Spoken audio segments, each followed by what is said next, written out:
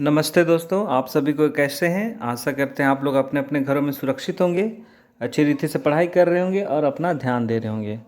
तो हम लोग आज का जो क्लास होगा वो है झारखंड में कृषि।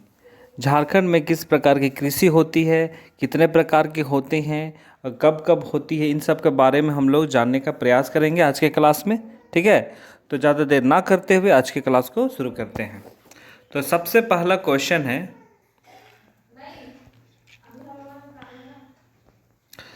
झारखंड में कितने प्रतिशत खेती के लायक ज़मीन है। झारखंड में कितने प्रतिशत खेती के लायक ज़मीन है, ये क्वेश्चन है। मतलब क्वेश्चन में ये बोलना चाह रहा है कि झारखंड में कितनी ज़मीन है ना, कितने प्रतिशत ऐसे ज़मीन है जहाँ पे कृषि की जा सकती है या कृषि होती है। ठीक है, तो इसका उत्तर होगा झारखंड में 23% ज़मीन है ऐसे जहाँ पे खेती करने लायक जगह है या ज़मीन है। ठीक है, अगला क्वेश्चन है, झारखंड में कृषि के लिए किस पर निर्भर है। झारखंड की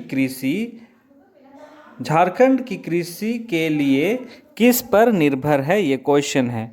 तो इसका उत्तर होगा यहाँ की जो कृषि है वो वर्षा पर ही आधारित है। अर्थात यहाँ पर की जो खेती होती है, कृषि होती है, वो मानसूनी कृषि होती है। ठीक है, वो यहाँ पे मानसूनी कृषि होती है। जब बरसात का मौसम आता है तो यहाँ पे अधिकतर खेती की जाती है। और ऐसा क्यों किया जाता है? क्योंकि झारखंड एक पठारी क्षेत्र है। ठीक है, जिसके कारण से यहाँ पे न तालाब अच्छी रीति से खोदा जा सकता है, न कुआं खोदा जा सकता है ना। और यहाँ का जो नदियाँ होती है वो भी मानसूनी नदियाँ होती है। दूसरे मौसम में यहाँ की नदियाँ सूख जाती है। इस कारण से यहाँ जल की बहुत कमी होती है और इसलिए यहाँ की जो खेती होती है, जो कृषि होती है, मुख्य रूप से वर्षा ऋतु पर ही होती है। अगला क्वेश्चन है, झारखंड में कितने प्रकार के फसल होते हैं। झारखंड में जो यहाँ पे मानसूनी कृषि होती है और भी, मतलब यहाँ पे क्वेश्चन में पूछने का मतलब है कि मौसम के आधार पर, है ना, मौसम के आधार पर झारखंड में कितने प्रकार के फसल होते हैं। तो इसका उत्तर होगा 2 प्रकार के होते हैं, खरीफ फसल और रबी फसल। ठीक है, अगला क्वेश्चन है, झारखंड में खरीफ फसल को कितने भागों में बांटा गया है। ये जो झारखंड है उसको कितने प्रकार में बांटा गया है, ये क्वेश्चन है। तो इसका उत्तर होगा 2 भागों में। ठीक है, जो खरीफ फसल जो है उसको 2 भागों में बांटा गया है। एक पहला है भदई और दूसरा है अगहनी। ठीक है, अब भदई क्या होता है? भदई का जो फसल होता है वो मई जून में बोया जाता है और अगस्त सितंबर में, माने भादों के वक्त में उसे काट दिया जाता है। ठीक है, कब रोपा जाता है? वैशाख महीना में। ठीक है, अगर क्वेश्चन आता है तो आपको मई जून नहीं देना है। अगर पूछा जाता है कि भदई की फसल कौन सी महीना में बोया जाता है, तो इसका उत्तर मई जून नहीं बल्कि वैशाख या जेठ होगा। ठीक है,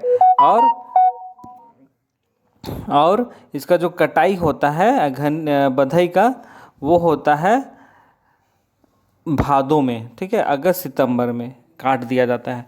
और दूसरा क्या था? अगहनी फसल, है ना। अगहनी फसल क्या होता है? वो जेठ और आषाढ़ में बोया जाता है। ठीक है, मतलब जून का महीना में, जेठ महीना या आषाढ़ महीना में बोया जाता है और दिसंबर में उसे काट दिया जाता है। मतलब अगहन कर दिया जाता है, अगहन महीना में उसे काट दिया जाता है। इस कारण से इसे अगहनी फसल भी कहते हैं। ठीक है, और जो झारखंड में अधिकतर खेती अगहनी फसल के रूप में होती है ना। यहाँ पे सबसे ज़्यादा अगहनी फसल का कृषि होता है। और ठीक है, इन सब बातों को याद रखिएगा। अगला क्वेश्चन है, झारखंड में सबसे ज़्यादा कौन सी फसल की खेती होती है। झारखंड में सबसे ज़्यादा कौन सी फसल की खेती होती है? तो इसका उत्तर होगा धान की, है ना। धान की खेती सबसे अधिक होती है झारखंड में, जो ये खरीफ फसल है। ठीक है, और ये जो धान जो होता है वो खरीफ फसल का अगहनी जो फसल है उसके अंतर्गत ये धान आता है। ठीक है, अगला क्वेश्चन है, रबी फसल को किस भारतीय माह में काटी जाती है?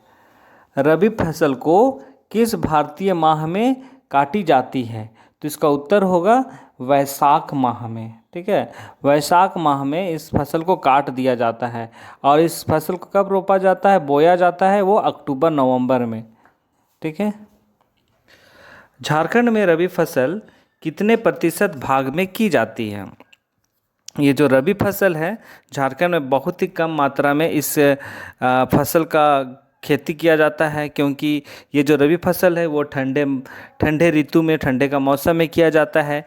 और उस वक्त तक धीरे धीरे ये जल स्तर नीचे होना शुरू हो जाता है। इस कारण से यहाँ पे यह कृषि उतना नहीं किया जाता है। ठीक है, फिर भी ये 9.2% भाग रबी फसल किया जाता है झारखंड में। अगला क्वेश्चन है, रबी फसल में कौन सा फसल प्रमुख स्थान रखता है? ये जो रबी फसल है, अधिकतर झारखंड में जब रबी फसल किया जाता है तो कौन सा फसल को उपजाया जाता है? तो इसका उत्तर होगा गेहूं का फसल को। ठीक है, गेहूं का फसल को सबसे ये रबी फसल के रूप में सबसे प्रमुख स्थान इसे दिया गया है।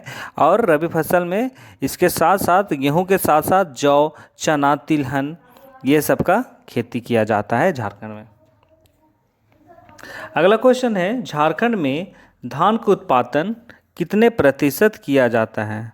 झारखंड में धान का उत्पादन कितने प्रतिशत किया जाता है? तो इसका उत्तर होगा 50%। ठीक है, झारखंड में लगभग 50% धान की खेती होती है। और ये जो धान का खेती सबसे बड़ा क्षेत्र सिंहभूम, रांची, गुमला और दुमका है।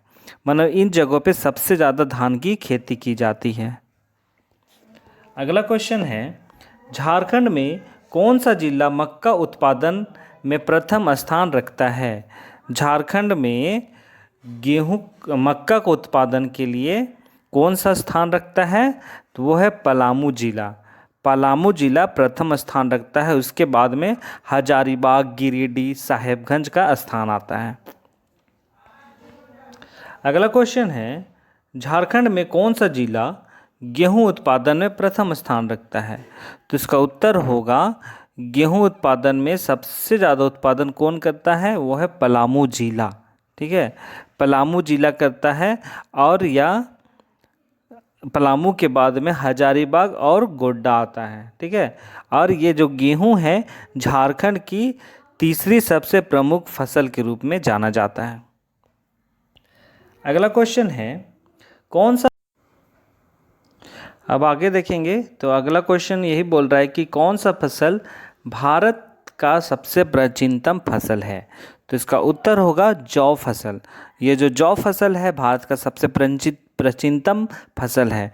आप इतिहास झांकेंगे तो उसमें आपको देखने मिलेगा कि जब भारत देश में जब कृषि का विकास होने लगा तो सबसे पहले जौ की ही खेती सबसे पहले की गई थी। ठीक है, और ये जो जौ फसल है राज्य में, झारखंड में सबसे ज़्यादा उत्पादक वाला जिला कौन होगा? पलामू होगा, साहेबगंज, हजारीबाग, सिंहभूम और गोड्डा।